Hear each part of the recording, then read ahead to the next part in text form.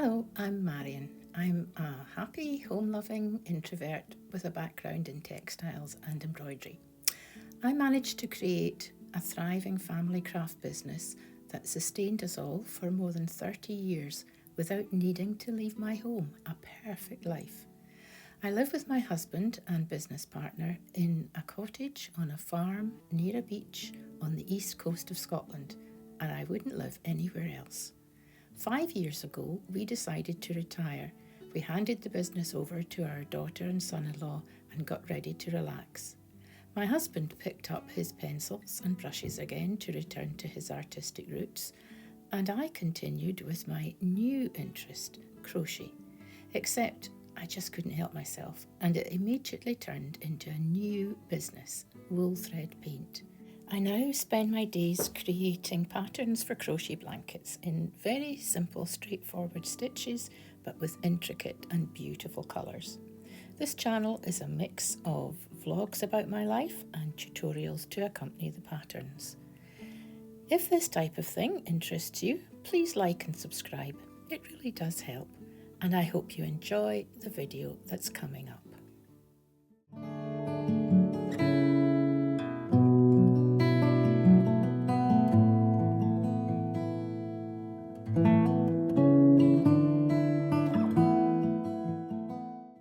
Hello again and welcome to my new vlog. This is going to be a little bit different from the usual because we've just come back from a 4-day autumn break, and we were in the village of Blair Atholl, which, if you know me already by social media, you may have heard of this village. It's a real favourite of ours, and it is also the birthplace of this particular blanket, which is of course called the Blair Atholl blanket.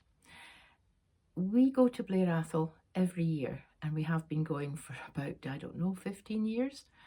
It's just one of these places that's become a home from home for us. We really love the area. It's stunningly beautiful. And although there are lots of places in Scotland that are stunningly beautiful, when you find one that just hits the spot for you, it just becomes a second home. It's only an hour and a half drive from here in Fife, so it's really easy to get to. And we've found a cottage right in the middle of the village that suits us fine. We just rent it whenever we want to go up.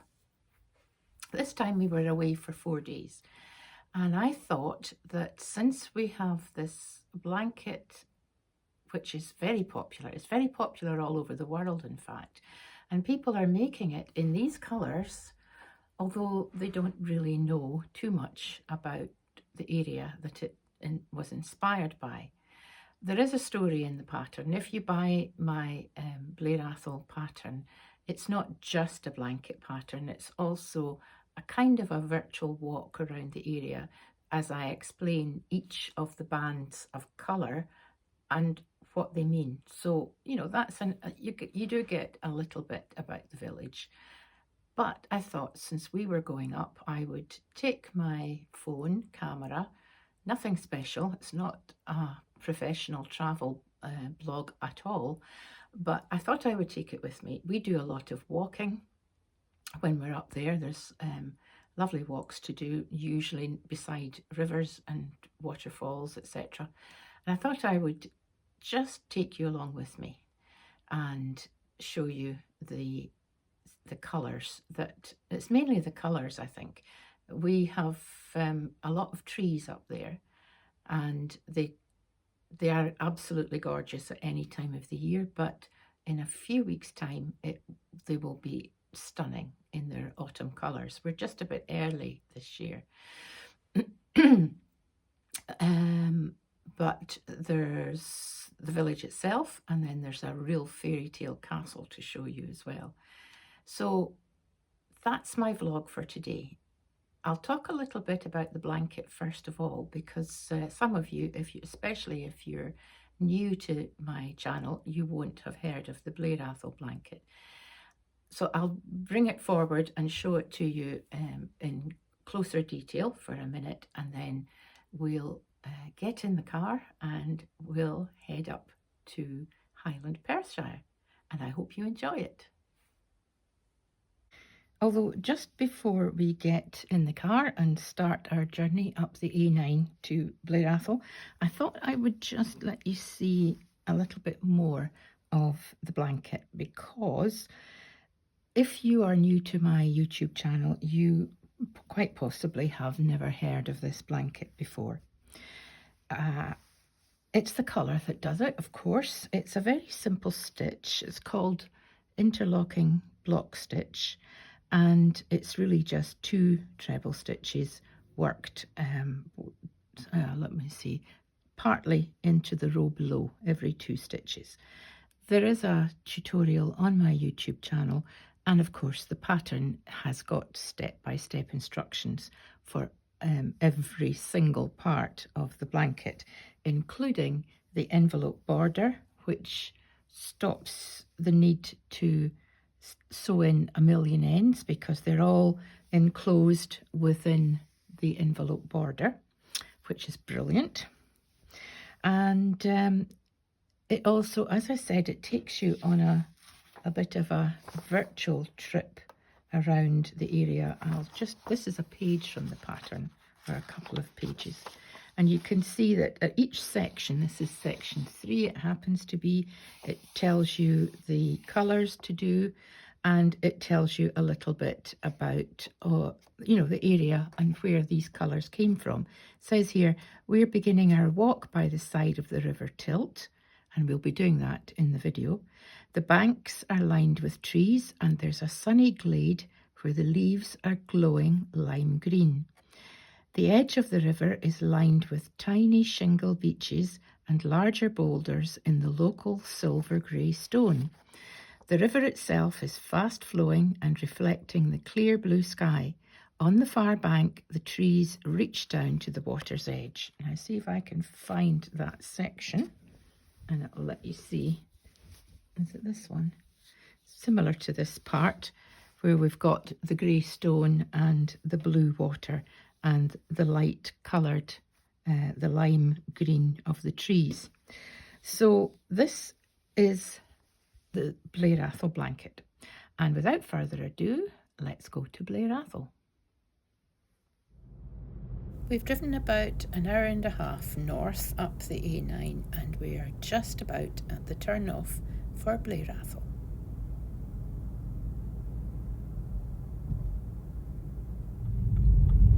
It's always great to get off that busy main road and onto the small country road. We've got a mile to go and we'll be there.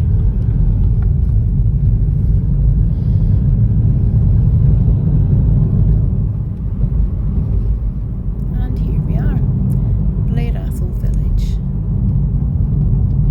We're driving along the main road through the village. All the buildings are made of the same grey stone which is quarried in the hillside opposite, and are built by the Atholl estates for the workers for the estate and the castle. We're just about to turn off, and we're almost at the cottage. It's called Old Mill Cottage. Used to be a grain store for the mill, which you'll see later. Then it was a motor engineer's garage, and then it was turned into a holiday cottage. And here we are.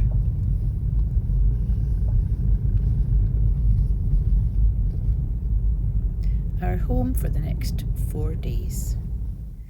Now with the car unpacked and it's now late afternoon, we've got time for a quick walk around the village just to see what's happening. That's our driveway, as you can see, and we've got a mill stream that runs right through the garden. The houses round about are all built in that lovely silvery grey stone. And everything is kept as neat as a pin. Even the village hall has a turret, which you'll see is similar to the turret in the castle, in Blair Castle.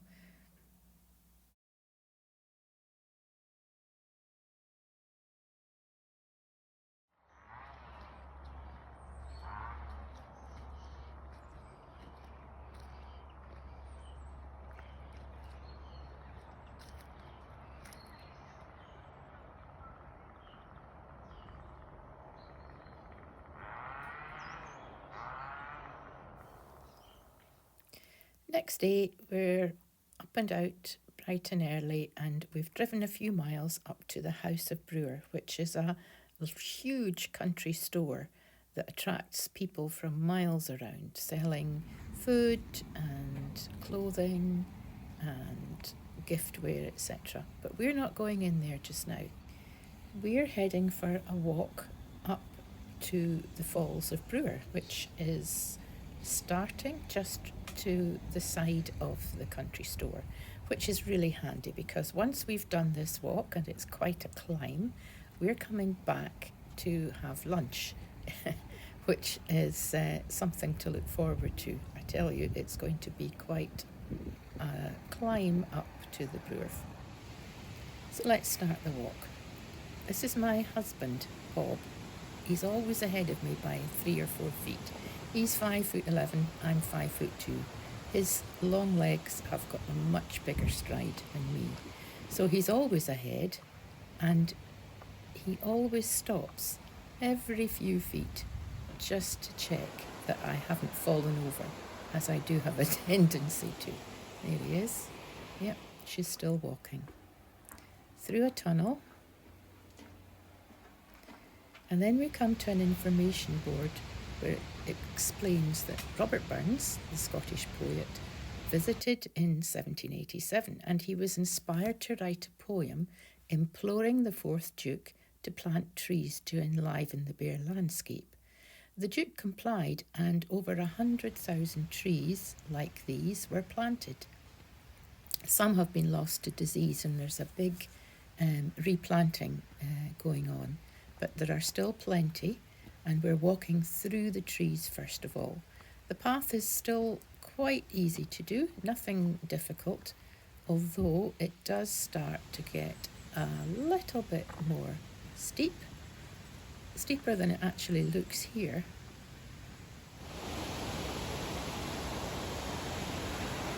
There's the first bridge.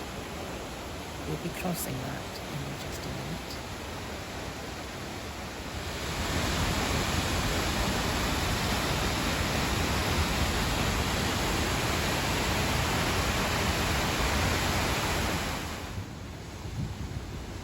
First of several deep water pools where people swim in the summertime. Not me, because that water is, believe me, freezing all year round.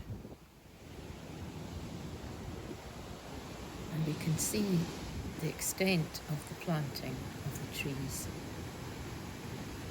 Some of these will be a couple of 100 years old, I'm sure. And there's steep drops, yes, we know. The path is getting steeper now. But it means that we're climbing above the tree line and things are opening up. There's even a touch of blue sky, which is lovely to see. And we can see across the hills now.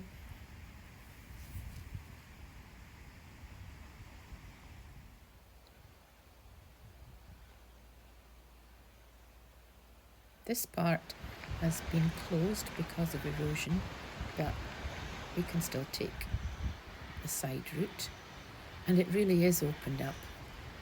These will be very beautiful purple hills in the summertime.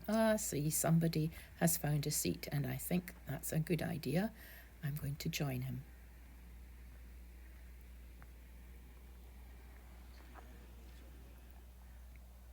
Because it does get steeper still.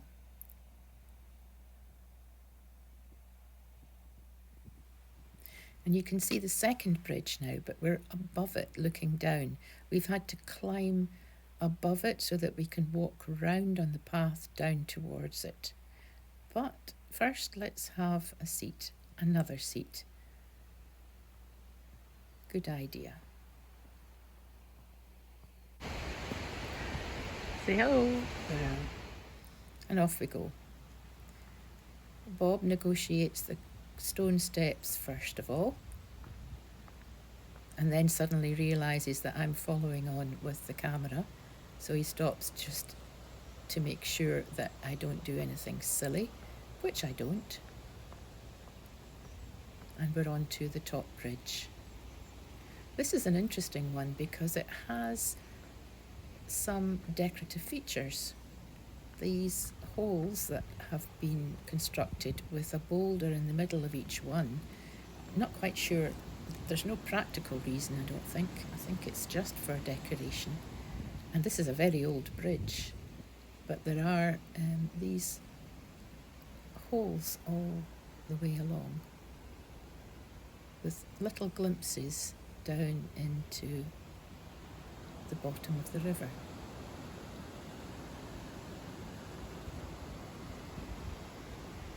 Look at these colours.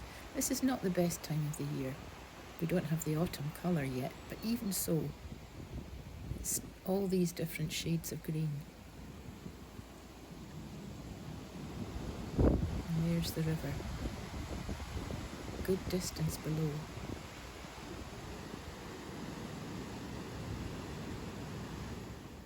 So that is the top bridge. And now we should be walking down the other side, but we have a bit of climbing still to do. And this section with the moss is just beautiful. But we're right on the top of the hill now.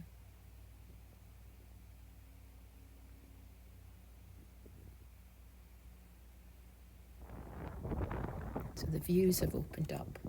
It's also a bit windy as well.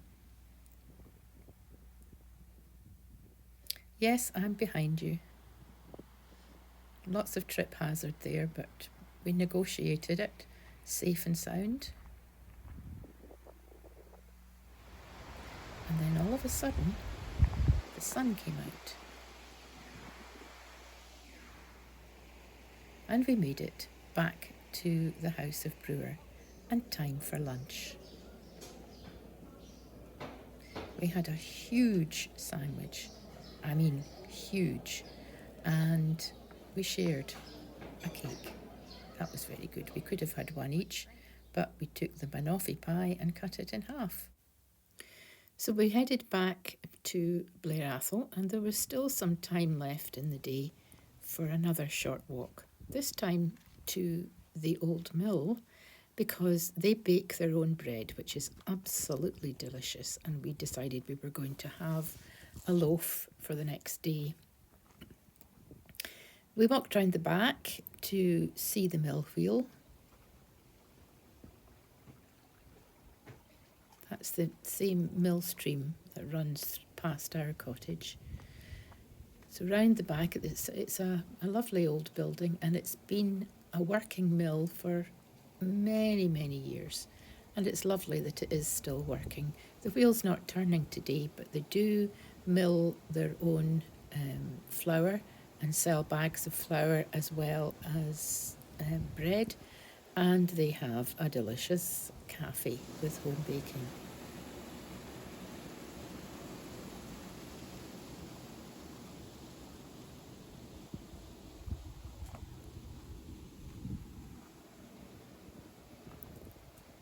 It's a real feature of Blair Atholl.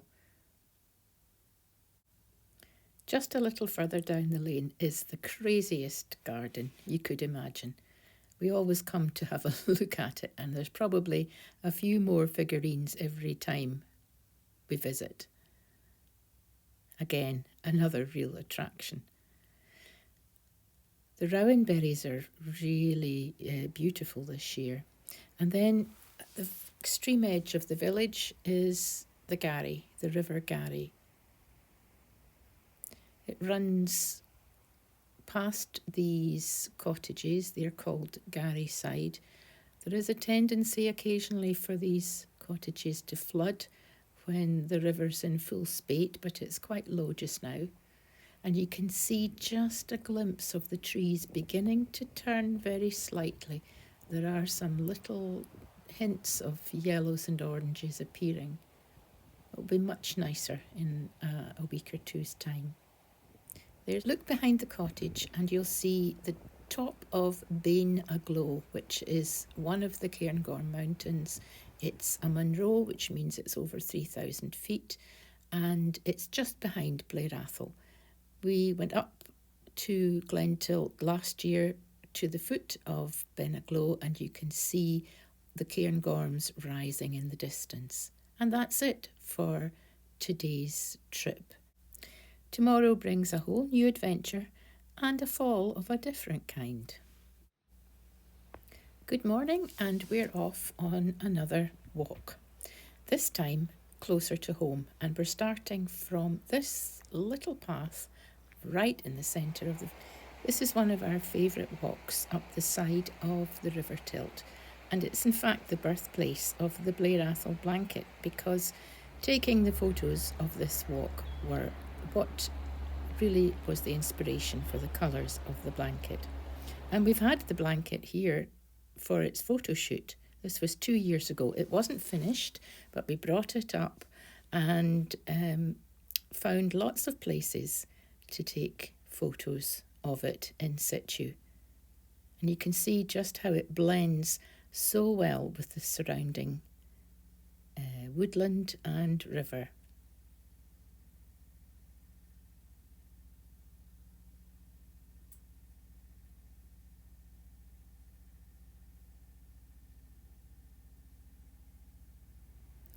So it's a short walk and a nice leafy walk, an easy one to do. He can walk ahead of me and not bother looking behind because he knows I'll be quite safe. The river has got so many gorgeous colours through it, with the sky being reflected. It's a lovely day.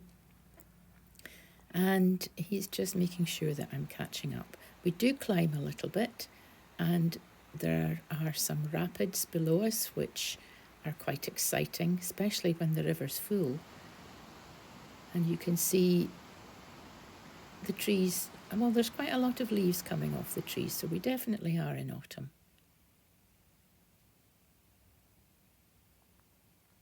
It's such a lovely walk, and it's just minutes from the cottage.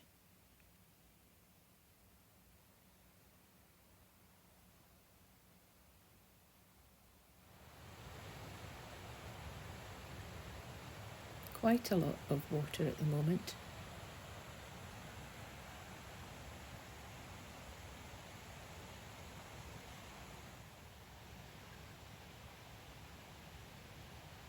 It's so clear as well. Beautiful Highland water.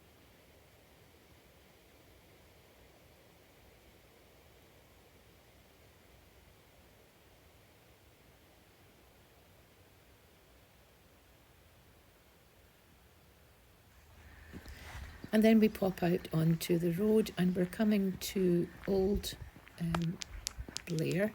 This is the old village before Blair Atholl itself was built. This is the original part. Old Bridge of Tilt and Old Blair. Just a nice quiet lane. Occasional cars, but not much.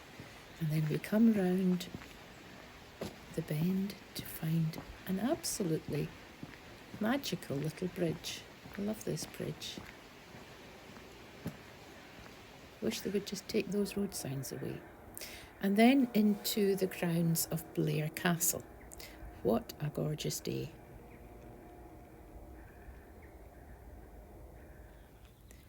We're right beside what's a walled garden named after this statue. This is Hercules and Hercules' walled garden. This has got quite an importance for our family because of a certain back view. This is what my granddaughter calls Hercules' butt, and she just loves getting photographed in front of him.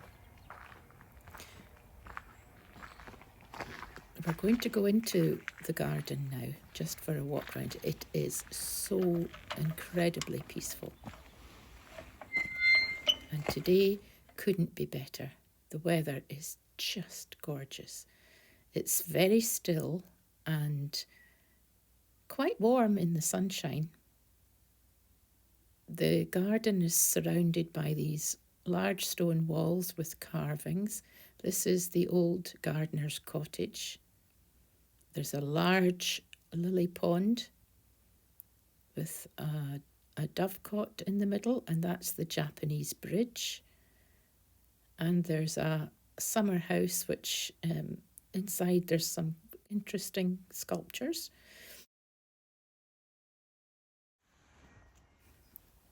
And this is the,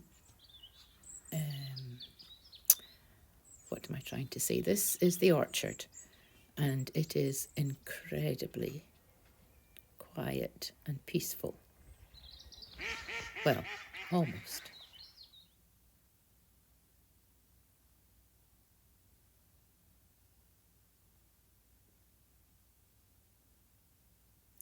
Then, coming out of the garden, we have a walkway down, and you can just glimpse the first glimpse of the castle.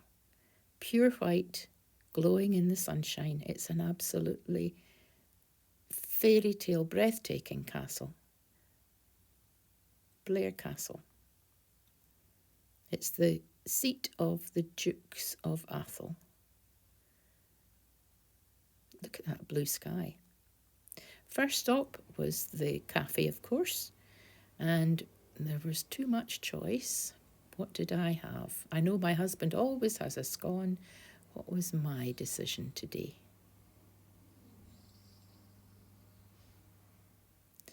It was the chocolate chip muffin. Very good too. Then we came back outside because every hour, on the hour, something happens. And it's the piper.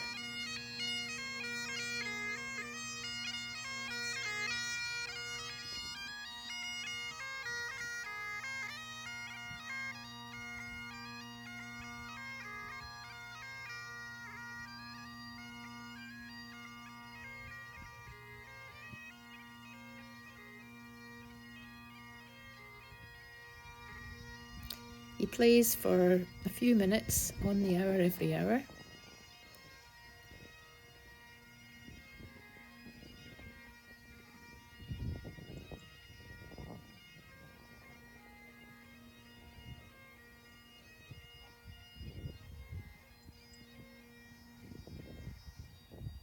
But we leave the piper behind, and the planting of the trees around about the castle is spectacular. This is one of the redwoods, the giant redwoods. And then the walk through the woods takes you to the really old St. Bride's Kirk. This is part of Old Blair.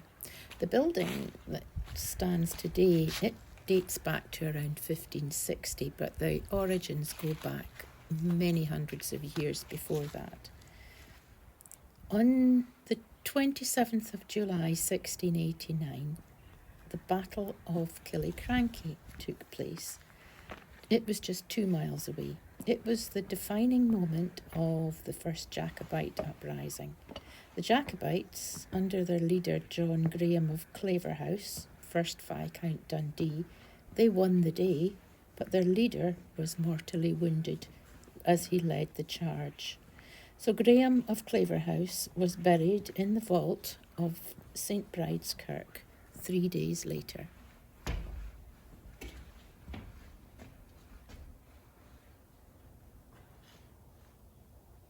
Nowadays, there are occasionally weddings held in the old kirk here. I think they would be quite romantic. And we've also seen it when it wasn't so sunny outside and it was really quite atmospheric on a very dull day.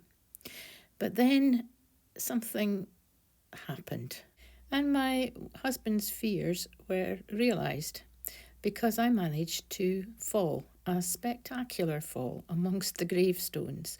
Thankfully, it was only the gravestones that saw me, but I turned my ankle somehow or other and then flew in the opposite direction to try to save myself, but landed on my knee and my arm, and I twisted my back. So it was quite spectacular. I don't have a film of it, thankfully, because the camera went flying at the same time. But neither the camera nor I had any real lasting damage. And I was unceremoniously pulled up by my husband. We did manage to continue the walk, and we got some lovely glimpses of the castle and a real treat, a family of Highland cattle. I think that was Dad in the distance, but there was Mum and one of the calves, and then just down a little bit down the path was this absolutely gorgeous little one with his long shaggy fringe. And that was the end of the day as far as I was concerned. We headed home slowly to rest and recuperate with a glass of wine and, of course, my crochet, ready to start another adventure the next day. For our final day, we were intending to do a really long walk from Killiecrankie to Pitlochry, but that wasn't going to happen after my fall, so we took the bus all the way to Pitlochry and walked around Loch Fascally and the hydroelectric dam with the fish ladder, which is something that Pitlochry is absolutely famous for. We walked around the river and across the very bendy bridge, which makes you feel quite seasick as it bounces, and through the town where we did a little bit of shopping. This is a beautiful Highland town with a lot of touristy gift shops.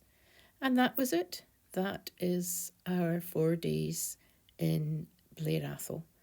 We did see some colour. The trees are turning, and we got our fix of the colours for this year. We'll be back, of course, and maybe next year when the trees are that bit further on. This was last year, I think, and you can see just how beautiful it is.